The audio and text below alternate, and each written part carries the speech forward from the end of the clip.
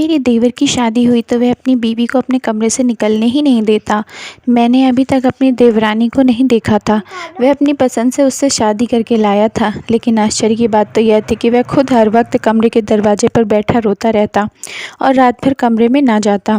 एक रात रोते वक्त मेरे देवर को नींद लग गई तो मैं मौका देखकर चुपके से उसके कमरे में चली गई और यह देखकर मेरे होश उड़ गए कि मेरी देवरानी तो रात के 10 बजे थे।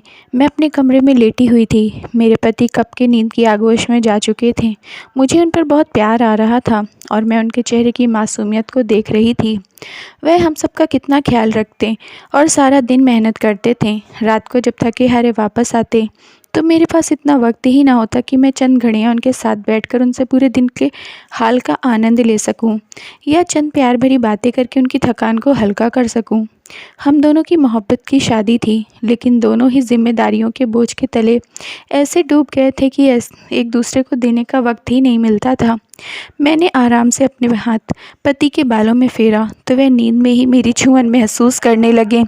उनके चेहरे पर हल्की सी मुस्कुराहट फैल गई, जिसे देखकर मेरा दिल खुशी से बाग बाग हो गया। जी चाहा कि उनकी मुस्कुराहट पर कुर्बान हो जाऊं। तभी बाहर से आते हुए शोर पर मैं चौंक कर बेड से उठ खड़ी हुई। वह आवाज़ मेरे देवर की थी, जो न जाने किस बात पर इतना तैश में आ गया था कि उसे घर में मौजूद लोगों के आराम का ख्याल तक नहीं आया था। मैंने एक नज़र अपने सोते हुए पति पर डाली, जो अभी गहरी नींद में थे। फिर जल्दी से हालत का जायज़ा लेने कमरे से बाहर निकल आई तो मेरा देवर अपनी माँ और बहन से किसी बात पर बहस कर रहा था। मेरा उन सब के बीच में बोलना बनता तो नहीं था, लेकिन मुझे अपने पति के आराम की फ़िक्र थी। इसलिए मैंने आगे बढ़कर देवर से कहा कि क्या प्रॉब्लम है, क्यों इतना शोर कर रहे हो?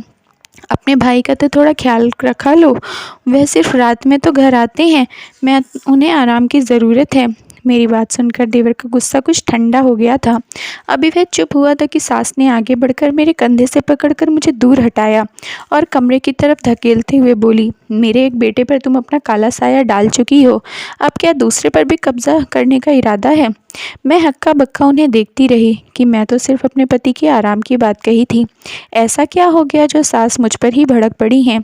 मैंने सवालिया नज़रों से देवर की तरफ देखा, क्योंकि अभी तक मैं इस मामले से अनजान थी कि आखिर वह लोग किस बात पर झगड़ रहे थे। तभी देवर ने आगे बढ़कर मुझसे कहा, भाभी, मम्मी को समझाओ ना, वह मुझे अपनी पसंद की लड़की से शादी करने दें। मैं उससे बहुत प्यार करता हूँ। अगर मेरी शादी ना हुई उससे और वह ब्याह कर कहीं और चली गई तो आप लोग कहीं मेरी ज़िंदगी से भी हाथ धो बैठेंगे। मैं उसकी बात सुनकर डर गई कि कहीं सच में वह जज्बात में आकर कोई बड़ा कदम ना उठा ले, जिससे हम सबको उम्र भर का पछतावा रह जाए। मैंने सास से कहा, मम्मी जी, आप एक बार लड़की को देख लीजिए, तब फैसला कीजिएगा। ऐसे बिना देखे बिना जाने क्यों मना कर रही हैं? हमारा पवन समझदार है। इतने में मेरी सास का पारा चढ़ा और उसने आगे आकर एक ज़ोरदार थप्पड़ मेरे चेहरे पर दे दिया और बोली, एक तू कम है पति की पसंद से आई हुई, जो मैं दूसरी भी लेकर आऊं ताकि मेरे बेटे और मेरा घर दोनों ही मेरे हाथ से निकल जाए। कान खोलकर सुन लो, मेरे और मेरी औलाद के बीच में आने का तुम्हें कोई हक नहीं। इस घर में अगर बहू बनकर आएगी तो वह मेरी अपनी सहेली की बेटी होगी, इसके अलावा और कोई नहीं। वह अपना आखिरी फैसला सुनाते बेटी का हाथ पकड़कर कमरे की तरफ चली गई और मेरा देवर पवन मेरा मुंह ताकता रह गया। मैं अपने कमरे में चली आई। शुक्र है मेरा पति अभी सारे शोरों शराबों से बेखबर सो रहा था। मुझे गाल दुखता हुआ महसूस हुआ। आंखों से आंसू बहने लगे। मेरा क्या कसूर था जो सास ने मुझ पर ही हाथ उठा दिया था? इससे पहले मैं क्या कम बर्दाश्त कर रही थी? मेरा नाम कुमकुम है। जब मेरी माँ इस दुनिया से विदा हुई तब मैं सिर्फ 7 साल की थी। मुझसे 2 साल बड़ा मेरा भाई था और एक छोटी बहन थी, जिसको जन्म देते वक्त मम्मी हम सबको छोड़कर चली गई। पापा, जो पहले से लकवा के मरीज़ थे, उनका अपना गुजारा दवाइयों पर ही होता था। एक छोटी सी किराने की दुकान हमारा सहारा थी, जो चलती तो हम पेट भर कर खाते। पापा की बीमारी की वजह से ना चलती तो भूखा रहना पड़ता। देखते देखते वक्त गुजरने लगा। मम्मी के जाने का सदमा दिल से कुछ उतरा ही था कि पापा बहुत बीमार रहने लगे। भाई तब 12 और मैं 10 साल की थी। भाई ने दुकान संभाली और मैंने घर। हम दोनों ने अपनी जिम्मेदारियां खूब निभाई। छोटी के लिए बड़ी बहन भी मैं और माँ भी मैं थी। भाई का भी ख्याल माँ की तरह ही रखा था। रोटियां पकाते वक्त अगर हाथ जल जाते तो आंसू छुपाकर भाई को हंसकर खाना देती थी। पापा की सेवा भी करती, यहाँ तक कि उन्होंने चलना फिरना और बोलना तक छोड़ दिया था। उनका सब कुछ एक ही चारपाई पर पड़े पड़े करना पड़ता। फिर भी मैंने अपने बाप को कभी तकलीफ़ ना दी। यह 2 साल तक पापा ने मुझे अपनी सेवा करने का मौका दिया। 12 साल की हुई तो छोटी को पढ़ाने का ख्याल आया, क्योंकि भाई और मैं ना पढ़ सके थे। दिल में एक हसरत थी कि हम में से कोई पढ़ा लिखा भी हो। तब भाई ने दुकान की काफ़ी तरक्की कर दी थी। वह अच्छा कमाता था। छोटी पढ़ने लगी तो उसकी किताबें देख देख मैंने भी पढ़ना और थोड़ा बहुत लिखना सीख लिया था। वह हाई स्कूल में आ गई थी। भाई की शादी की उम्र भी हो गई थी और आखिर बहनों की भी तो अपने घर जाना था। मैं, जो शुरू से माँ का फ़र्ज़ निभा रही थी, इस बात में कैसे पीछे रहती। भाई से जिक्र किया तो उसने बताया कि उसने एक लड़की देख रखी है जो बहुत खूबसूरत है। हमने अपनी हैसियत के मुताबिक भाई की शादी कर दी। भाभी घर आई तो उनका हुस्न देखकर हम भी दंग रह गए। वह सच में ही चाँद की तरह दिखती थीं। लेकिन शादी के अगले दिन मुझे पता चला कि भाभी के बदले उन लोगों ने मेरा हाथ मांगा है।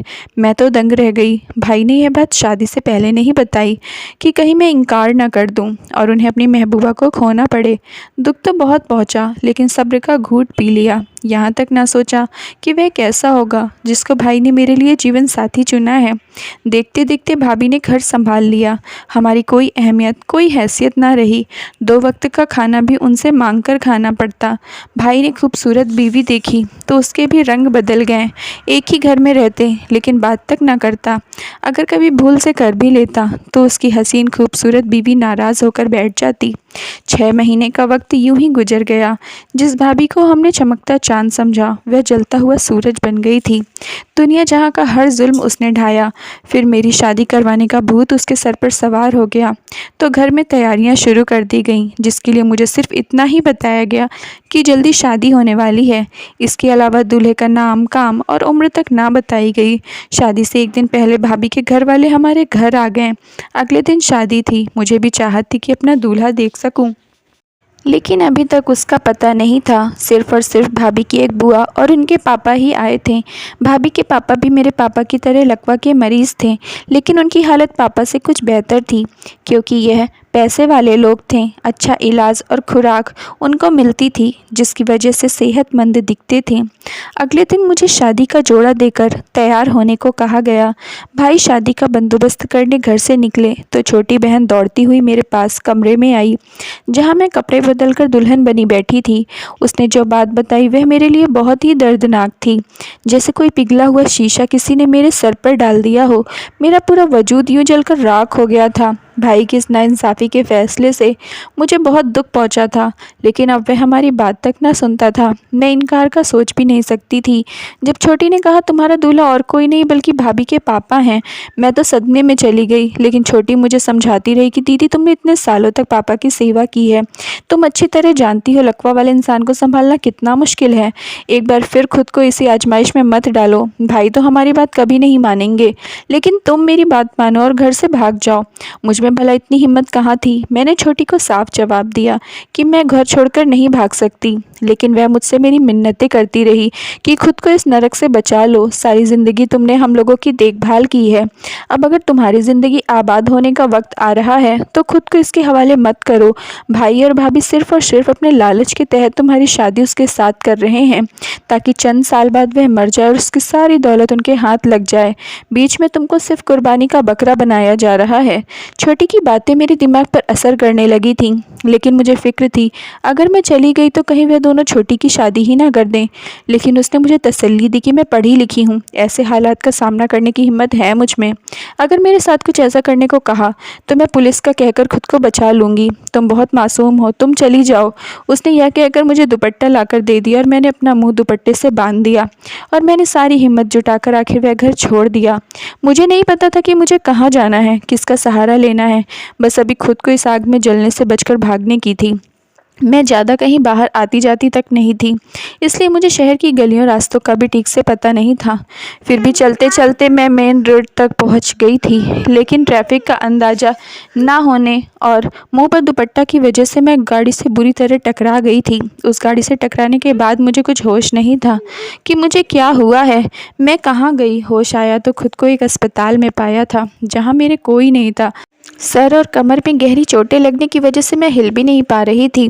2 दिन शरीर दर्द और दुख की हालत में रहने के बाद तीसरे दिन मुझे कोई मिलने आया। यह चेहरा मेरे लिए बिल्कुल अजनबी था। फिर मिलने की क्या वजह थी, मैं नहीं जानती थी, लेकिन उस पर पहली नज़र पड़ते ही मेरे दिल की धड़कनें अजीब धड़कने लगी थी। मैं उसे देखकर कुछ पल के लिए अपना दर्द भूल चुकी थी। वह जाकर मेरे पास खड़ा हुआ था, मेरी तबीयत पूछने लगा। यह राज भी फिर उसने खुद ही खोला था कि वह गाड़ी इसी की थी जिससे मेरा एक्सीडेंट हुआ था। वह मेरे इलाज का सारा खर्चा देने के लिए तैयार था। मैं 2 हफ्ते अस्पताल में भर्ती रही थी। वह हर रोज़ मेरी तबीयत पूछने आ जाता था, मेरे साथ कुछ वक्त गुजारता था। वह बहुत बातें करता, कभी अपनी बातों से मुझे हंसा देता तो कभी जज्बाती कर देता। मुझे उसका बोलते रहना बहुत अच्छा लगता था।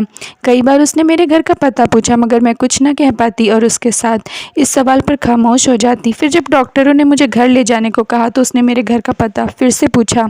मेरी आंखों से बस आंसू ही निकले थे और मैंने उसे अपनी सारी कहानी बताई। बचपन से लेकर जवानी के इस दिन तक जो मुझ पर गुजरा था, मैंने हर चीज़ उस अजनबी के सामने रख दी थी। न जाने क्यों इन 2 हफ्तों में उससे मिलने वाली तवज्जो ने मेरे अंदर इतनी हिम्मत पैदा कर दी थी कि मैंने जो दुख दर्द कभी किसी से नहीं बांटे थे वह उसे बता दिए थे। यह मेरी हिम्मत थी या उसका खूबसूरत चेहरा, मैं नहीं जानती थी, लेकिन जिस तरह उसने मेरा ख्याल रखा था, मेरी ऐसी तवज्जो मुझे कभी ना मिली थी, इसलिए मैं यह सब उसके सामने बयान कर पाई थी।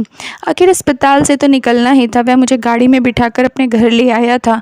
पहले से कुछ बेहतर थी। मेरे घर में दाखिल होते उसकी माँ और बहन ने अजीब तरीके से खा जाने वाली नज़रों से मुझे घूरा था, लेकिन उसका घर में काफ़ी दबदबा था और वह इस घर का अकेला कमाऊ पूत था, इसलिए घर वालों ने बहुत ज़्यादा बहस नहीं की थी। उसने माँ को बताया था कि उसकी गाड़ी से मेरा एक्सीडेंट हुआ है, इसलिए ठीक हो जाने तक मैं यहाँ ही रहूँगी। बात तो अजीब थी, लेकिन उसकी मर्ज़ी के मुताबिक सब चुप रहे थे। मुझे कमरा रहने के लिए दे दिया गया था, जहाँ कभी उसकी माँ तो कभी बहन मुझे खाना देकर जाते थे। शाम को वह घर आता तो मेरे साथ कुछ देर बैठ जाता, कभी दवाइयाँ तो कभी फल लेकर आता, जो उसके घर वालों को बहुत खटकता था। उसकी माँ और बहन घर के दरवाजे के पास चक्कर लगाती रहती थी। आखिरकार मैं पूरी तरह से ठीक हो गई तो घर के अगल बगल तक निकलने लगी थी। अब उसकी माँ हर रोज़ ही मेरे जाने का पूछती रहती। एक रोज़ मैं किसी को बिना बताए घर से निकल पड़ी, क्योंकि अब रोज़ रोज़ के सवाल मुझसे बर्दाश्त नहीं होते थे। तो सामने से उन्होंने मुझे बाहर जाते देख लिया और वापस घर ले आकर ये ऐलान कर दिया कि वे मुझसे शादी करने वाले हैं। यह बात घर वालों को बहुत बुरी लगी थी, लेकिन हम दोनों जानते थे कि हमें मोहब्बत होने लगी थी। अगले रोज़ सादगी के साथ हमारा विवाह हुआ तो मैं हमेशा के लिए इस घर की होकर रह गई। मेरे पति ने शादीशुदा ज़िंदगी में मुझे बहुत सारा प्यार और ज़िंदगी की हर सहूलियत दी थी, लेकिन साथ ही मुझ पर घर के कामों का सारा बोझ सास ने डाल दिया था। वह दोनों माँ बेटी मुझे काम करता देखकर बस नुक्स निकालती रहती, लेकिन मैं अपनी इस गुजारी ज़िंदगी को याद करके हर चीज़ पर सब्र कर लिया करती। घर का सारा खर्चा पति पर था, इसलिए वह पूरा पूरा दिन मेहनत करते और रात में ही घर आते, तो मैं उन्हें परेशान नहीं करना चाहती थी, इसलिए कभी किसी की शिकायत ना कहती थी। लेकिन आज हद हो गई थी। सास ने मुझ पर हाथ तक उठा दिया था, जबकि मेरा कोई कसूर नहीं था। 5 साल से सास और नंद ने अपनी जली कटी बातों से मेरा दिल जलाया था। मेरी आंखों से आंसू टपक रहे थे। तभी मेरे पति नकुल की आंख खुल गई। उन्होंने वजह पूछी तो मैंने झूठ कह दिया कि माँ की याद आ रही है और बाहर होने वाली कोई बात ना बताई। उन्होंने मुझे सीने से लगाया और बहुत प्यार से समझाने लगे थे। मैं सुकून से भरी गहरी नींद में सो गई। अगले सुबह हम दोनों बहुत खुश मूड में कमरे से बाहर आए तो यह देखकर होश उड़ गया कि मेरी सास अपने सर को पकड़कर रो रही थी। पति ने आगे बढ़कर रोने की वजह पूछी तो उसने बताया कि मेरा देवर कल रात घर छोड़कर चला गया है। यह सुनकर हम भी बहुत परेशान हो गए। उस दिन मेरे पति काम पर भी ना गए और हर जगह जहाँ कोई उम्मीद थी फ़ोन करके पूछने लगे, लेकिन उसका कहीं पता नहीं था। दोपहर तक सास का रो रो कर बुरा हाल हो चुका था। शाम के समय दरवाजे की घंटी बजी तो मैंने फ़ौरन जाकर गेट खोला। सामने मेरा देवर खड़ा था और उसके साथ घूंघट किए हुए एक लड़की, जो यकीनन उसकी पत्नी थी। यह देखकर मैं दंग रह गई। वह अपनी माँ की मर्ज़ी के खिलाफ जाकर शादी कराया था। मैंने कुछ ना बोला और सामने से हटकर उन दोनों को रास्ता दिया था। मेरी सास की नज़र जैसे ही बेटे पर पड़ी तो वह उछलकर उसे गले लगाने के लिए बढ़ी थी, लेकिन 2 कदम चलकर ही उन्हें नई दुल्हन भी नजर आ गई थी। फिर तो उसने बेटे को गले लगाने के बजाय एक जोरदार थप्पड़ मार दिया था। और नाराज़ होकर उससे अपना रिश्ता ख़त्म कर दिया था। वह बोली कि आज से ना तू मेरा बेटा है, ना मैं तेरी माँ हूँ, समझ लेना कि तेरी माँ मर गई है। तेवर यह शब्द सुनते ही माँ के कदमों में गिरकर माफ़ी मांगने लगा, लेकिन उसकी माँ और बहन उसके सामने से हटकर अंदर चली गईं। और उसकी भी ज़िंदगी की पहली शुरुआत थी, लेकिन चाहते हुए भी मैं उनका स्वागत नहीं कर सकती थी। मुझे कल रात इस मामले में बोलने पर सास की कई बातें याद थीं, इसीलिए मैं जल्दी से अपने कमरे में चली गई ताकि अपने पति को बता सकूं कि उनका भाई घर आ गया है। वह ना जाने कहाँ परेशान हो रहे होंगे। मैंने फ़ोन करके उन्हें बताया तो उनकी भी टेंशन कुछ कम हुई, लेकिन मैंने अब तक उन्हें उसकी शादी का नहीं बताया था। घर में आज खाना नहीं बना था, सभी लोग भूखे थे। मैंने सोचा पति आने वाले होंगे, इसलिए जल्दी से किचन में जाकर खाना पकाने लगी। देवर ने दुल्हन को कमरे में बिठा दिया था, तब तक मेरे पति आ गए। वह अपने भाई से पूछ रहे थे कि बिना बताए कहाँ गए थे। इतने में मैं भी किचन से बाहर आ गई। मेरी सास भी अपने कमरे से निकल आई। उन्होंने रोते हुए बड़े बेटे से शिकायत लगाई कि छोटे ने अपनी मर्ज़ी से शादी कर लिया है। देवर ने कहा, मैं मम्मी को कब से समझाने की कोशिश कर रहा था, लेकिन वह मेरी बात सुनने को तैयार नहीं थी। सास और देवर दोनों बहस में उलझ पड़े थे। मुझे तो अंदर बैठी दुल्हन की चिंता हो रही थी, ना जाने वह बेचारी इस शोरों से कितना परेशान हो रही होगी। मेरे पति ने सबको रफा दफा किया और मुझे सबके कमरों में खाना पहुंचाने का हुक्म दिया। मैंने सास ननद को खाना पहुंचाया और देवर के कमरे में जाने लगी तो उसने दरवाजे पर ही ट्रे मेरे हाथ से ले लिया और अब मैं अपना और अपने पति का खाना लेकर गई। वह काफ़ी परेशान और थके हुए थे। मैंने अपने हाथ से उनको निवाला खिलाया तो उनका मूड थोड़ा बेहतर हुआ। फिर उन्होंने बताया कि मम्मी जिस लड़की से पवन की शादी करवाना चाहती थी, उस लड़की को इस घर में बहू बनाना चाहती थी। मम्मी की मुराद मुझसे पूरी नहीं हुई तो उन्होंने पवन के लिए फ़ैसला कर लिया। अब घर आई दुल्हन को घर से निकाल तो नहीं सकते। उन्होंने मुझे कहा कि तुम कोशिश करना कि मम्मी और पवन की जल्द ही सुलह हो जाए। मैंने हामी में सर हिलाया। पति ने खुश होकर मुझे गले से लगा लिया। अगले दिन मैं इंतज़ार करती रही, लेकिन दुल्हन कमरे से बाहर ना निकली। ना हम में से किसी ने अभी तक उसको देखा था। उसके बाद 2-3 दिन गुजर गए, लेकिन तेवर हर वक्त कमरे के बाहर बैठा रोता रहता और दुआएं करता रहता। मुझे उस पर बड़ा तरस आता कि बेचारे की अभी अभी शादी हुई है और वह इतना गम में रहता है। मैं और मेरा पति से बहुत समझाते, लेकिन वह हमारी बात ना मानता, जाकर अपने कमरे में सो जाए। दुल्हन के पास एक रोज़ मैं रात का खाना लेकर जा रही थी कि देखा उसकी आंख बाहर ही लग गई थी। वह सो रहा था और मैं अंदर ही चली गई ताकि देवरानी को भी देख सकूं। मैं उसके कंधे पर हाथ रखा तो वह सहम गई। मैंने तसल्ली दिलाया, सब कुछ ठीक हो जाएगा। उसने जब मुड़कर मेरी तरफ देखा तो मेरी रूह फना हो गई। यह तो मेरी अपनी छोटी बहन थी जिसे मैं 5 साल बाद देखा था। वह भी दीदी कहते मेरे गले लगकर फूट फूट कर रोने लगी। हम दोनों बहनें इस तरह से मिलेंगे यह कभी सोचा तक नहीं था। हमारी रोने की आवाज़ सुनकर मेरे देवर की भी आंख खुल गई और वह कमरे में अंदर आ गया। हम दोनों को इकट्ठा रोता देखकर वह भी परेशान हो गया था। मेरी बहन ने खुश होते हुए उसे बताया कि जिस बहन की अक्सर मैं तुम्हें बातें बताती हूँ कि मुझे माँ बनकर पाला था, वह यही है। मैंने पूछा, पवन तुम बाहर बैठकर क्यों रोते रहते हो? पवन ने बताया कि मैं मम्मी के आशीर्वाद के बिना अपनी शादीशुदा ज़िंदगी की शुरुआत नहीं करना चाहता, इसलिए मैं कमरे के बाहर बैठकर रोता हूँ। इतने में मेरे पीछे मेरे पति भी इसी कमरे में आ गए और यह बात सुनकर वे बहुत खुश हुए। लेकिन अब सबसे बड़ा मसला हमारी सास को मनाना था। फिर मेरे पति ने कहा कि आखिर हमारी माँ है, कब तक हमसे नाराज़ रहेंगी, चले सब चलकर साथ उन्हें मनाते हैं। फिर हम चारों जाकर उनके कमरे में ज़मीन पर उनके कदमों के पास बैठ गए थे और उनकी मिन्नतें की थी। वे राज़ी हो गए। पहले तो उन्होंने बड़ी सख्ती दिखाई, लेकिन वह छोटे बेटे से मोहब्बत भी बहुत करती थी और जब वह उठकर उनके गले लग गया तो वह खुद को रोक ना सकी। बेटे और बहू से राजी हो गई तो हम सब बहुत खुश हुए। फिर हम दोनों बहनों ने यह ठान लिया था कि इसके बाद कभी उन्हें शिकायत का मौका नहीं देंगे। फिर तो मुझसे भी बढ़कर छोटी उनकी चहेती हो गई थी। हम दोनों मिलकर पूरे घर के काम करते और सास की बहुत सेवा करते थे। उन्हें कभी कोई शिकायत का मौका नहीं देते थे। Thank you friends. अगर आप लोगों की स्टोरी पसंद आई हो तो प्लीज़ लाइक कर दीजिए और चैनल को सब्सक्राइब कर लीजिए।